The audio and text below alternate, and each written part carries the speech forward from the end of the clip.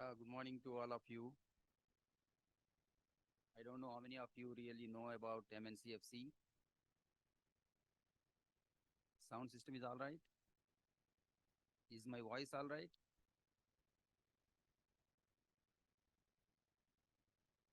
Okay, so in this presentation, I will quickly run through uh, the various use cases.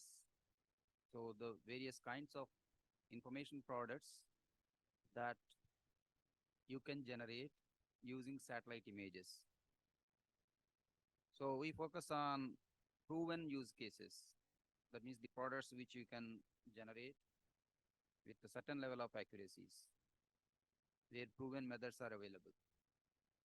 So the purpose of showing this presentation is that to apprise you about the information content that is available in remote sensing images. So before that, it is MNCFC, Mahanlanobis. You know Mahanlanobis, the great scientist who developed these crop estimation surveys in the country. So our center is basically we call National Crop Forecast Center, but our activities are much wider than that. So we are part of Ministry of Agriculture, that is, we are attached office, like one of the divisions in the ministry, and it is a Geospatial Technology Center for the Ministry of Agriculture. So this center was set up to make ministry self-reliant in using the technology and technology-based services. Our mandate is very clear. We work for utilization of geospatial technologies, focus on remote sensing, GIS technologies in agriculture. We create a lot of information products and services, support ministry and states, and we closely interface with agri-tech industry. We encourage startups, we encourage student projects, and so on. So right now, although our center is forecast center, crop forecast, right now our mandate, what we work is major activities. There are crop acreage production estimations, weather watch systems, crop surveillance information, and then the drought, flood, and kind of other things. And of course, much of the time we put on parcel bima because that is one of the important and schemes that is related to crop risk management for the farmers, followed by horticulture and so on. So during the last 1 year, the scope of MNCFC has been widened. The Ministry of Agriculture is very serious in converting this center into a center of excellence in geospatial technologies. For that, the roadmap is prepared, and we are going to get necessary approvals from the high-level government system. So hopefully we see in the next 2 to 3 years, this center becomes a very vibrant center with a lot of rich manpower and with a lot of activities and the kind of things. So in this particular presentation, I just want to quickly show you what is the relevance of these geospatial solutions in agriculture, why these solutions are important right now, and also what is the kind of, if you want to develop geospatial solutions, what is the kind of framework and what sort of data sets are used, and also what are the kinds of use cases. And if you see the geospatial solutions, the current status in agriculture, the numerous data is available today from satellites, weather stations, and most important thing is the smartphones. So huge amount of data is there, and data analysis solutions are available in public domain, but it is a bit heartening to see that these expertise and data are located in silos. There is no synergy, there is no pooling, and we know very well that many of the startup companies or students are suffering from non-availability of data, accessibility of the data, probably because of this siloed approach. So we want to break this approach. This is one of the important directions given to us by the ministry. So whatever data that is available with us, we have the GT data points or whatever it is available that we are going to liberally share to you. We would like to have a continuous engagement with you people, even after the end of this workshop and so on. You know very well that the demand for these geospatial solutions is increasing because the entire process of agriculture decision making, we have to uh, do it in a database. What we do is a datafication of agriculture decision making. So we require science-based or technology-based information powders to generate the decisions. This is the outlook from farmer to policymakers. Even today, farmers are looking for some kind of satellite images or weather data sets in their mobile apps. So this trend is very clearly seen in the last 5, 6 years, where the acceptance rate has gone up. Even the bureaucrats, decision makers, they look for technology information and the kind of things. But with this increased demand and kind of things, now it is time to go for a streamlined effort or collaborative efforts. Simultaneously, we encourage a lot of startup companies because a lot of knowledge is available.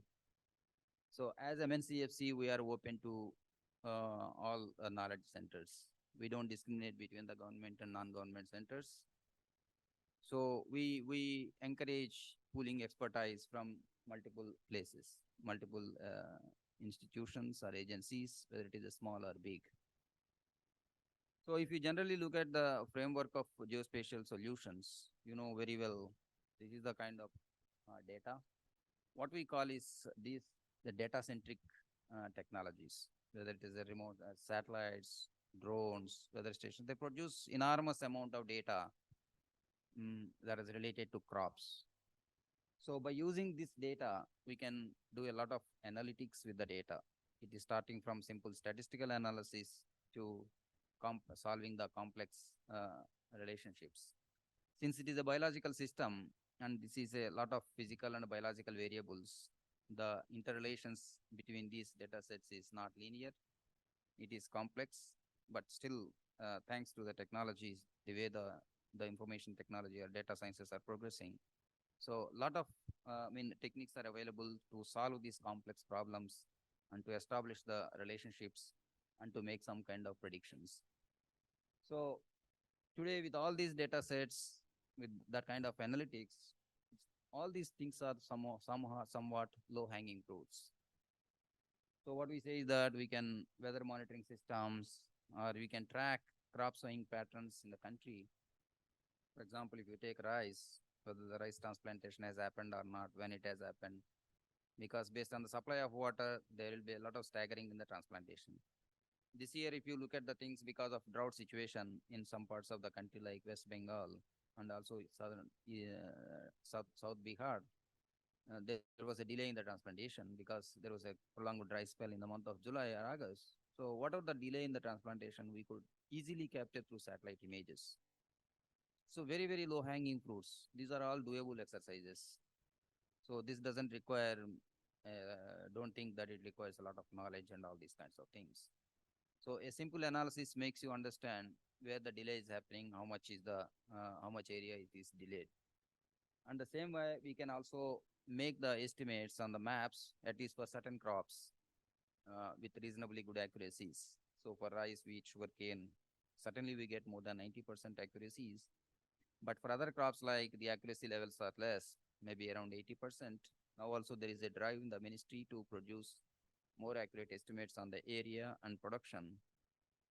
So, and then health monitoring is one important thing. So crop health monitoring includes the weather monitoring system. Weather monitoring, that means what is the rainfall, dry spells, or any temperature.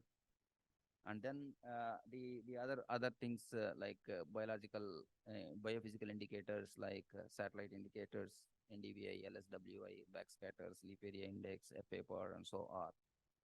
So using all these things, you can closely monitor the crop from the beginning to the end of the season, and also you can track the crop harvesting patterns.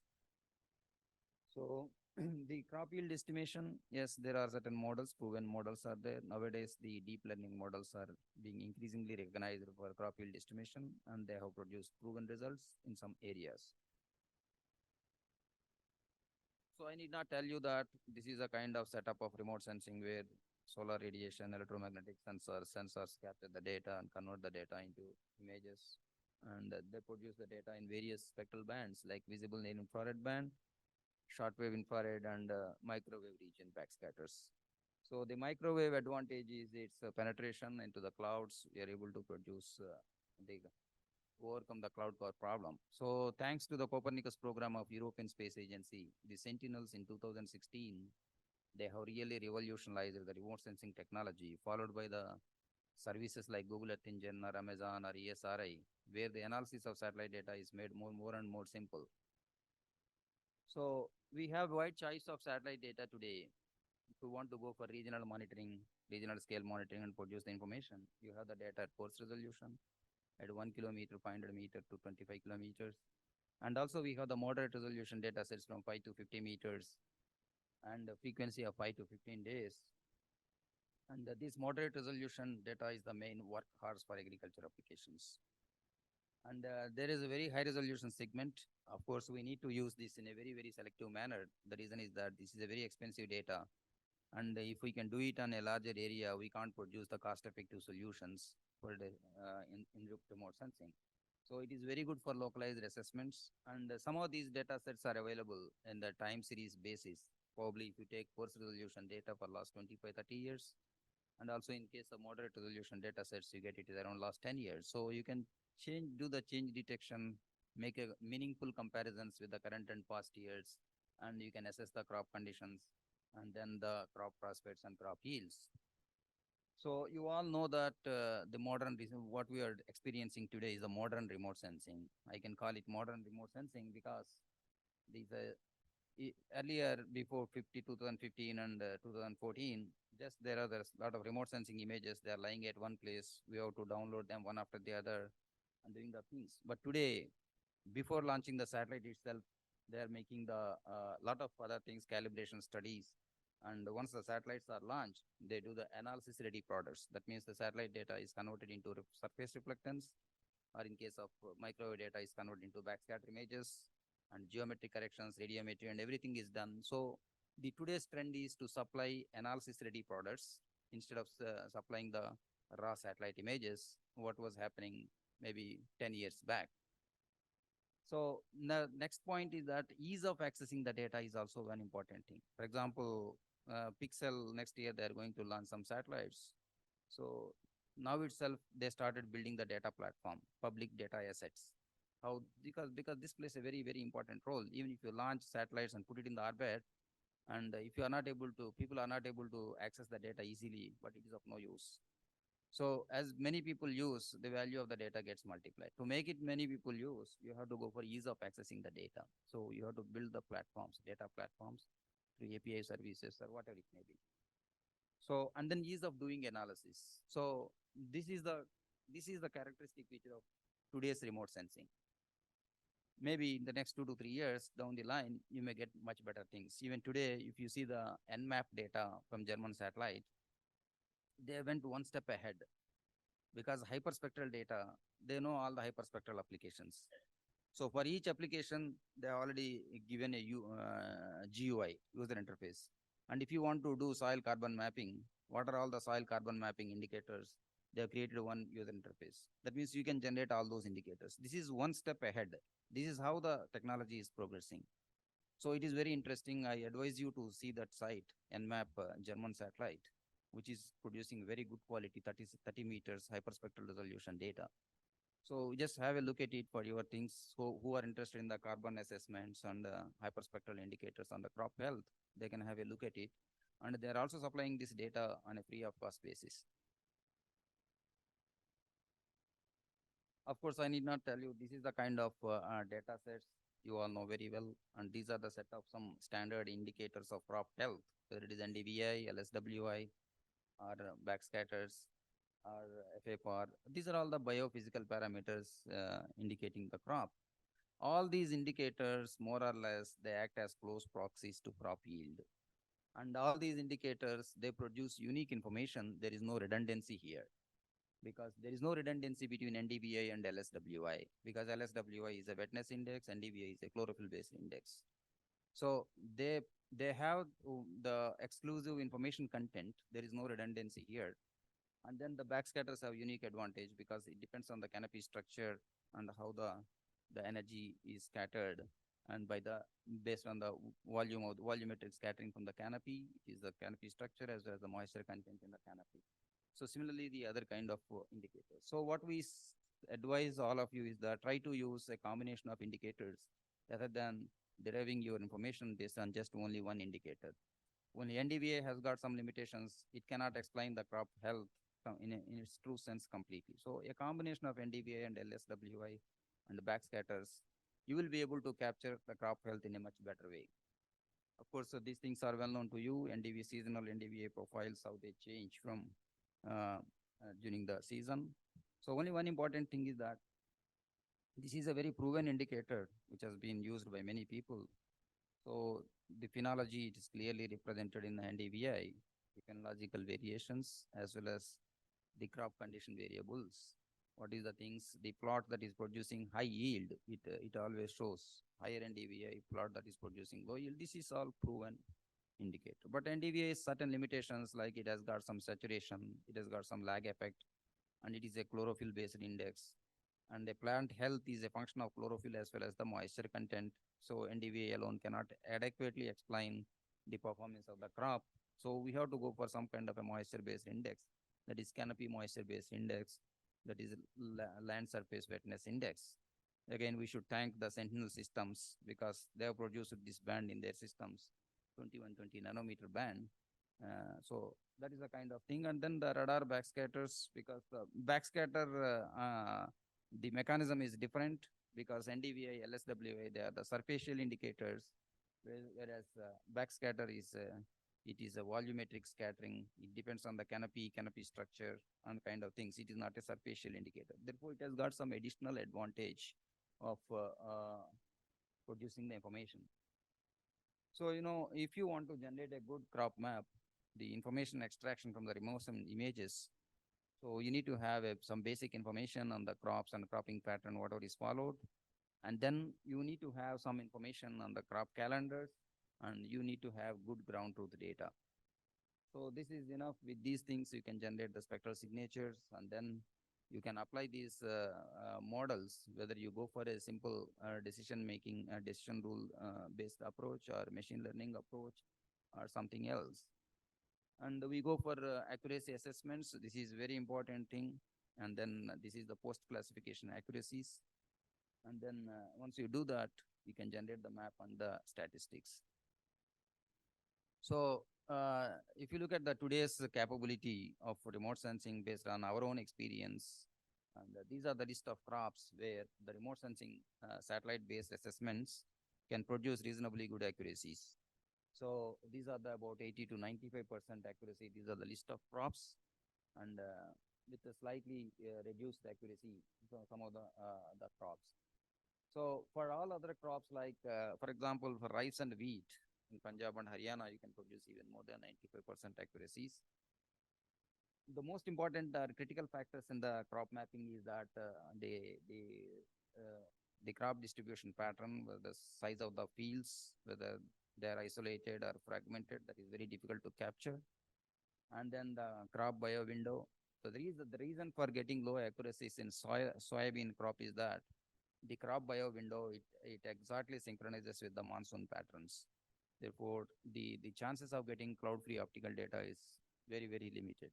In case of radar backscatters, these backscatters on soybean crop, there is a lot of variations, and these backscatters overlap with the backscatters of other crops, so it is a bit challenging. So that is why the accuracy levels are less, and then for the other crops like that.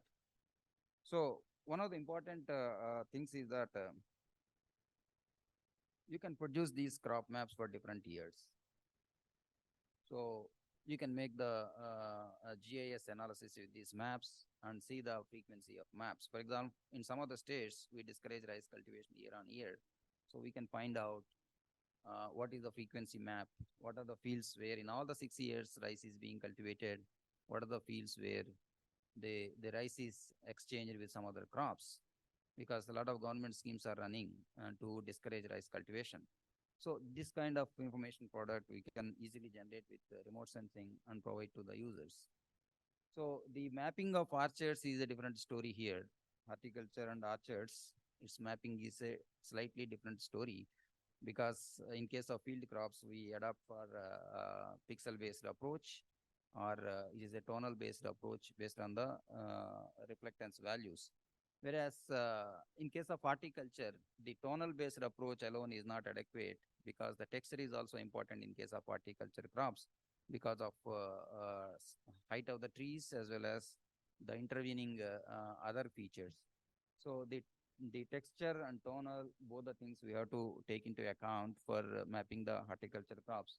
So these are some of the very successful use cases of horticulture crops where we can produce with good accuracies. But one important challenge with horticulture crops is that the age of the plantation. It is very difficult to discriminate the young plantations, maybe less than 1 to 2 years old plantations. It is difficult. 3 years, 4 years, 5 years, as the plantation age is more, the discrimination is also better. So this is one limitation. Maybe you can take it as a problem and then try to resolve this problem, because a lot of horticulture schemes funded by Government of India, we need to monitor whether these schemes on the ground level they are implemented or not. So for that purpose, we should be able to map even the young orchards. So that's what I told. The spectral responses are both tonal and textural. Therefore, we adopt some kind of a segmentation approach here, where the texture is taken from a finer resolution data, and the tonal values are taken from slightly coarser resolution data. Maybe texture is taken from 1 meter data, tonal values are taken from 5 meter data. So we need to go for some combination of things. So that is the story of horticulture. Then again, coming back to the field crops, the cropping intensity is one important factor which decides the land productivity.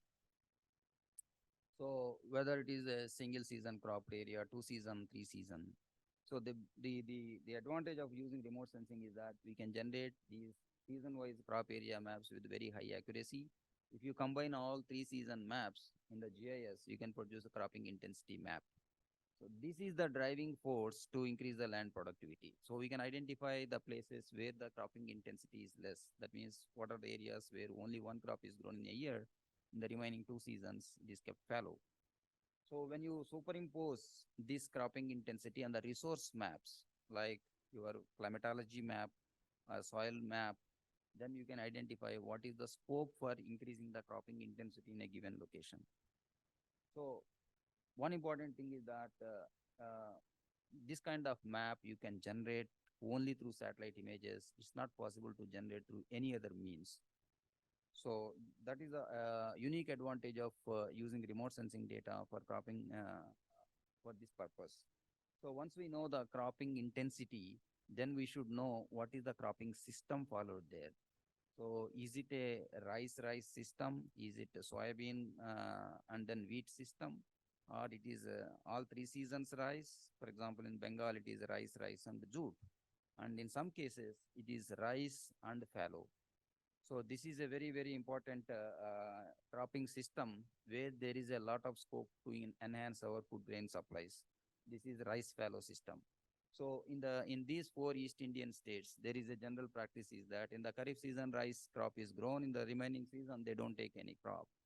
So these areas, these Kharif rice fallows, what we call, these are the potential areas to grow the pulses crops, because all these rice areas are under flooded irrigation. They have residual soil moisture, and using this residual soil moisture, short duration pulse crops can be grown in rice fallows. Under National Food Security Mission, Government of India is supporting, encouraging farmers to take up these crops, so that some incentivizing the farmers, because that benefits the soil ecosystem to enrich the, because pulses are leguminous crops. And also it ensures income to the farmers, and also it supports food grain supply to the things. And also pulses are the protein foods. So our per capita protein consumption of pulses also increases, because right now we are importing pulses from foreign countries. So therefore, this is a very important application where you can generate these maps and at village level, and then advise the state departments, provide a real-time information, and what is the extent of this area where there is a possibility for doing this kind of intensification. So having said that, and then by taking the temporal satellite data sets, So today we get these data sets once in 12 days throughout the season, these temporal backscatters. So you can completely track the crop season. That means from the beginning of the season, having the low backscatters, and then the crop progresses, seasons, these things, and then again you can track the harvest patterns. That means you are closely monitoring the crop from the beginning to the end of the crop. So using this information, and also we can generate some kind of products called crop sowing intelligence. So in a particular area, whether area is good for crop sowing, whether sowing has taken place, or the seasonal conditions are favorable for sowing. This kind of products, there is a lot of scope to generate using the current data sets. So we have done with some analysis, and this can be further improved by using your current maybe data analysis techniques. You can take some kind of good weather data sets and satellite data sets, and you generate this kind of information from time to time. So you just have a very interesting thing I tell you. 2023 Kharif season is a mixed season. Monsoon was delayed, prolonged dry spell in the month of August. Drought conditions were prevailing in some parts of the country. Now you can see the pattern of this is the last year's the wheat sowing patterns. So this is the paddy transplantation in 2023. So this is all done with the satellite data. What are the areas where the transplantation took place in the second fortnight of June? And then what are the areas where the transplantation is delayed? Mostly you can see in the West Bengal, because of drought conditions, transplantation is delayed by about 2 to 4 weeks time. So you can easily capture these things, and these are reasonably good accuracies. I can say these accuracies are more than 80%. So because the signatures are very, very clear. So we can also say confidently it is even 90% also. So this is how we can capture. Now, once the season is delayed, then it will have the subsequent impact in the second season. So the delay in the season, in the initial delay itself causes some crop loss, even if the rest of the season is normal. So this kind of, value-added information products you can generate using the remote sensing data. So similarly for wheat, so when you monitor the wheat, we can also say that what is the early sown wheat, what is the normal, what is the late sown wheat. Why do you require this information? Because if there are seasonal conditions changes, for example, generally we experience high temperatures in the month of February or March that impact the wheat yield. At that point of time, this information is very useful. So how much of late sown crop is exposed to high temperatures, how much early, because the impact of a temperature exposure, it differs from the sowing time. So the early sown crops, they are impacted more. The late sown crops, they're impacted less, something like that. This kind of information products we can generate using this kind of data. Similarly, we can track the harvest patterns, and we can see the how harvest is progressing. So one important thing you can observe very clearly here, if you see the entire India, the wheat situation, if you map predominantly wheat growing areas, so it's very clear here. This is the earliest sown wheat crop that happens in the month in Madhya Pradesh, followed by Punjab. The signatures are very clear. These are the early sown wheat crop, and as you progress towards Uttar Pradesh and Bihar, these are the late sown wheat crops. So the early sown wheat crop, whatever is seeing in here, its yield is very high. The late sown wheat crop, which is in the latter part, it is exposed to higher temperatures, and its yields are very less. So for the entire country, you can generate these kinds of maps and provide the information. And this is the power of remote sensing. This is the information content that is available in our images.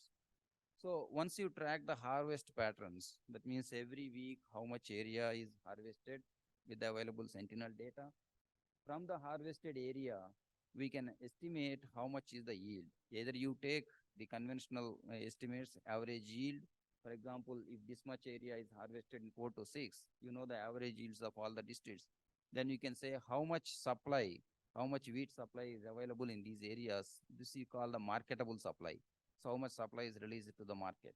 So this kind of, tracking this information is useful for in case of pricing purposes, and then this kind of some kind of a market intelligence. So this we can generate district wise, and we can provide this kind of production that is surplus available in the markets.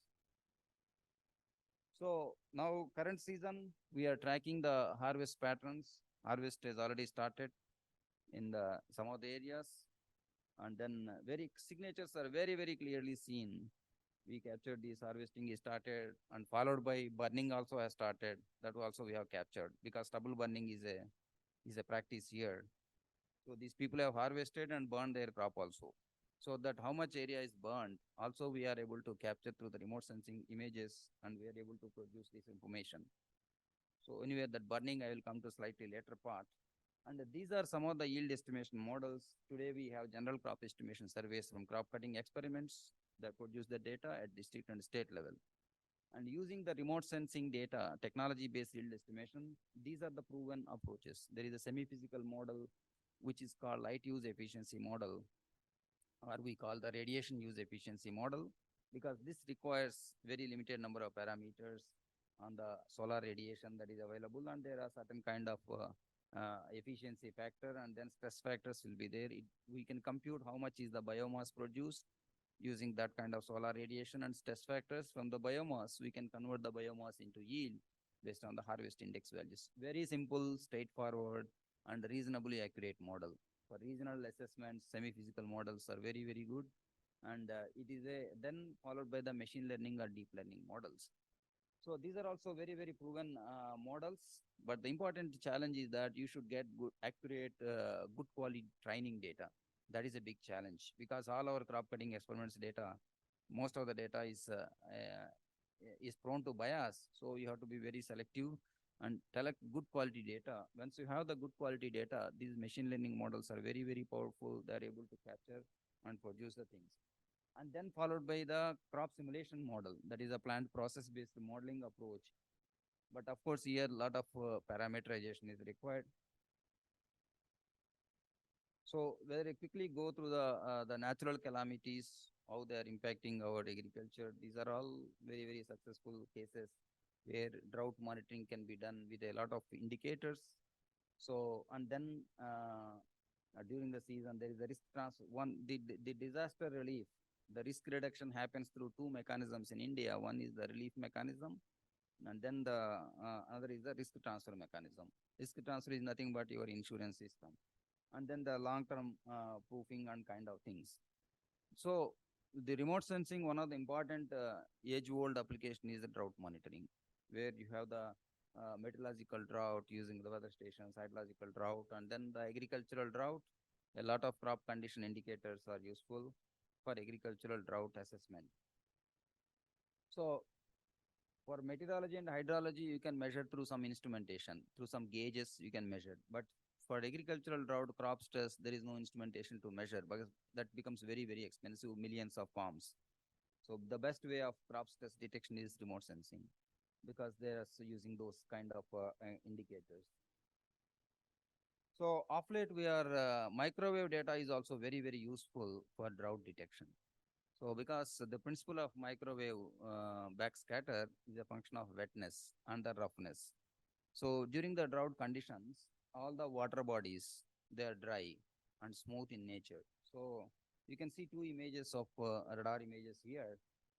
One is where the normal year 2017, there is another radar image 2019 with the drought situation. So in 2017, the normal conditions, all the water bodies are filled with water. So you have very low backscatters, and you very clearly seen. Now, because of drought condition, the water bodies are dry, there was no water, and the surrounding areas are also dry. So all these shapes are disappeared here. So this is how we can detect the drought situation, drought conditions. So here, since the situation is normal, the surface is wet, and there was some sowing took place. So the backscatter values are high, where the surface is dry here, no sowing, no plowing, smooth and dry surface. It has produced very low backscatters. Of course, we have yesterday my colleague has shown you, this is one drought monitoring portal. You can look at this portal and see some of the data sets, whatever is useful to you, you can pick up those data sets. This is a very small and but very powerful application of data analysis. If you have the daily rainfall data, you can get it from either IMD or any other source. You have CPC rainfall data. You can simply create a dry spell map. Dry spell is nothing but the number of days with zero rain, no rainfall. No rainfall is threshold is 2.5 millimeters. You simply create a dry spell map, dry spell of 7 days duration, dry spell of 10 days duration, and because one is the actual quantity of rainfall, the other one is the distribution of rainfall plays a very, very important role. The distribution of rainfall you can capture through dry spells.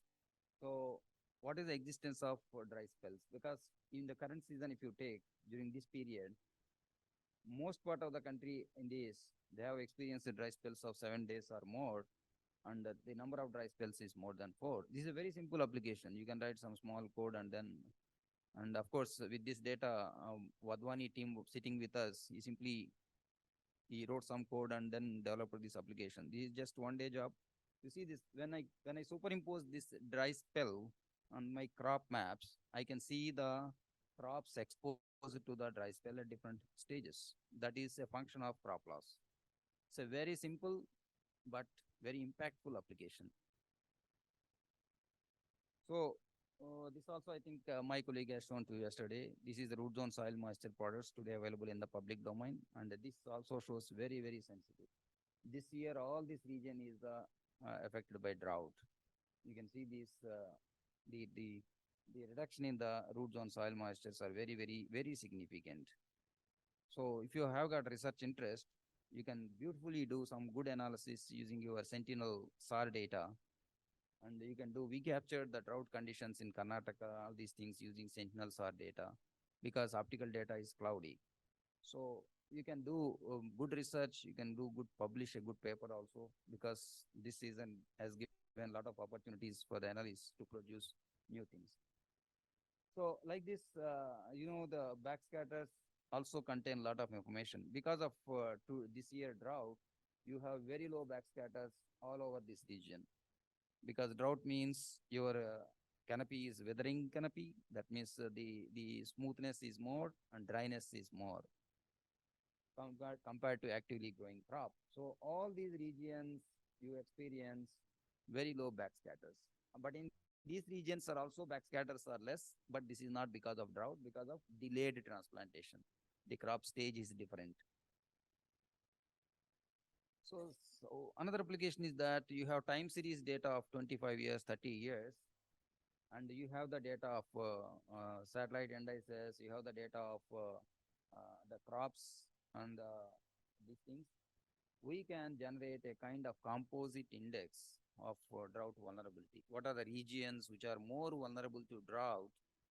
So this is a very, very important application. And then because since you have the time series data, you can generate this kind of maps.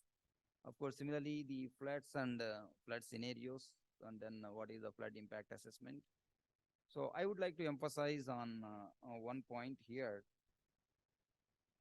Uh, the the the the backscatters of the normal canopy versus larged canopy. Canopy lodging, this is called larged canopy. This is normal crop. This is what we call crop lodging. Crop lodging happens because of heavy, high wind speeds. It's a wind damage. So this crop lodging effect, that is inclination of the crop towards the ground, this is easily detected using backscatters. If the crop is like this, if the crop is like this, your backscatter values are high. If the crop is large, that means the surface becomes smooth. So smoother surface produces lesser backscatters. So yeah, so that is the thing, the backscatters, and then we can see the things, and then this is a very, very, very proven thing, and you can apply that. So similarly, this year, very unique case in Punjab and some parts of Haryana. People have transplanted rice, but after that there was heavy flooding and crop is lost. Then they have gone for retransplantation. So those kind of things also we have captured this information from the images. Because in MNCFC, our job is to do crop surveillance. What is happening to the crops all over the country and produce this information, give it to the in the ministry's crop weather watch meetings to see the crop prospects and kind of things. In the same way, we can also detect the panic harvests because some unseasonal rains cause panic harvest, and those panic harvests uh, uh, cause to crop losses. The signatures, the normal crop and early harvested crop, we can capture using these backscatter images. So similarly, there are other cases like the impact of the hailstorms or excess rains in Bengal. We worked extensively with AIC, produced this kind of information for us. So one important thing I tell you last year, is exactly last year, March, if you see that wheat crop capturing of the lodging effect.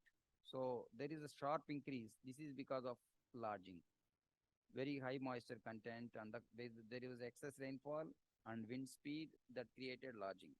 So we have taken the immediate backscatter data of 31st March, and we can see very conspicuous increase in the backscatter values. Whereas in case of normal season, the backscatter values are less, leading to maturity and harvest. So this increase subsequently it has come down. So this shows all the pixels which have registered sharp increase in the backscatters. They are the crops which are suffered by crop lodging and excess moisture. Of course, insurance, some of these things my colleague is going to cover. And one of the major technology intervention in remote sensing, using remote sensing in insurance is smart sampling. That means in the insurance for estimation of crop yield, the yield measurements are made at certain locations, at 4 or 5 locations in each gram panchayat. So these 4 or 5 locations in each gram panchayat, that is insurance unit, these locations are picked up by the local people. So there is some kind of a bias in picking up these 4 or 5 locations. So sometimes they pick up high yield areas, sometimes they pick up low yield areas. That means there is a human element here in selection of plots. So we have removed this human element in the plot selection by adopting a smart sampling technology. That means a satellite-based yield proxy layer will be there. We apply simple random sampling, and these locations for yield measurements are selected based on the smart sampling technique, and they are advised to the field functionaries. Yes, please.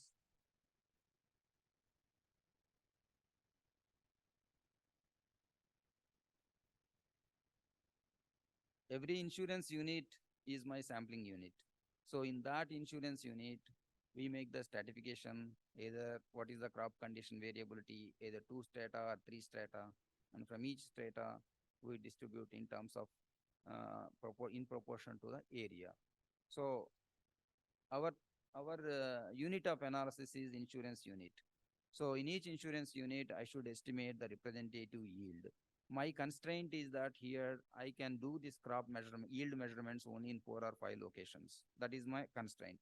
So these 4 or 5 locations, I have to select in such a way that it gives the representative yield.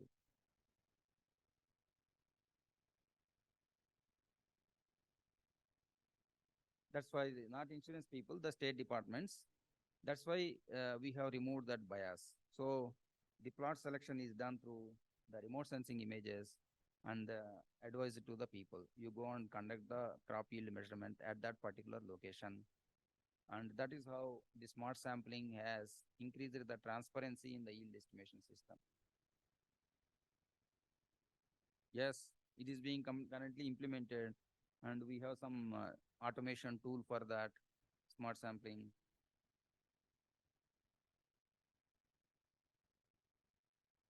Is a gram panchayat. So similarly, we can see the discrepancies. So sometimes these are all what I say is that moral hazards in crop insurance. Farmers grow low value crop and insure high value crop. So classic examples are banana, insure for banana, but actual crop is something else. These things we can check using remote sensing data.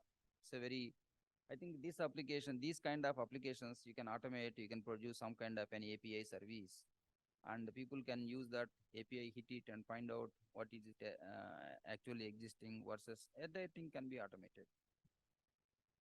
So of course, with the help of AIC, we have implemented a remote sensing model for crop insurance. I think this brought a paradigm shift in the insurance perspective.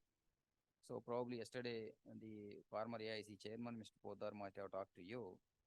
And this is how a parametric index using remote sensing images can be generated. And this index is used in crop insurance, first of its kind in West Bengal. And this is for the fourth consecutive year. The new insurance thing is adopted. Here, there is no manual intervention. Entire Patwari system of crop cutting experiments is removed from the system.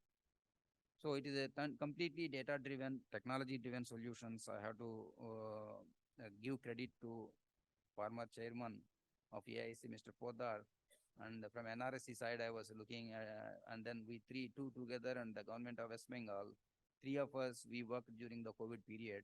We brought this technology solution, and and this was a very good solution, and everybody is happy. Now, government of India has recognized this as a best practice. Now, we say that all the states who are implementing Pradhan Mantri Fasal Bima Yojana, they can also take up this model and for loss assessments. So that way, government of India is open to adopt best practices, either any state or any agency doing the work. So most important thing is that the emerging area, what I can say, is the segmentation and field parcel boundaries. Today, very high resolution data is available. We can create the field parcels and using there are a lot of segmentation algorithms are available. And this field parcel information, and then this can be used to augment your digital crop surveys or Girdavari system. So Girdavari system is nothing but Patwari goes to each and every field and record the data. And once we give this field parcel information, one is for data recording, it will be useful. The second point is that this field parcel information, you can superimpose on the satellite stack and verify your Girdavari data, whether validate your Girdavari data. For example, here we have taken the case of Madhya Pradesh, where in these field parcels, this is a satellite image, and these field parcels were booked as wheat crop in the Kasra polygons by Girdavari. Now we are just verifying with remote sensing images, whether it is really wheat or something else. So you can see the signatures here. So you can see that yes, whatever is booking done by Girdavari is correct. So very highly impactful application. And if we can automate this entire process, I am sure that this is going to improve our crop estimation surveys and our enumeration surveys. Today, the greatest problem in India is agriculture statistics. All our agriculture statistics, the crop acreages and yield. So you are reading a lot of articles in newspapers.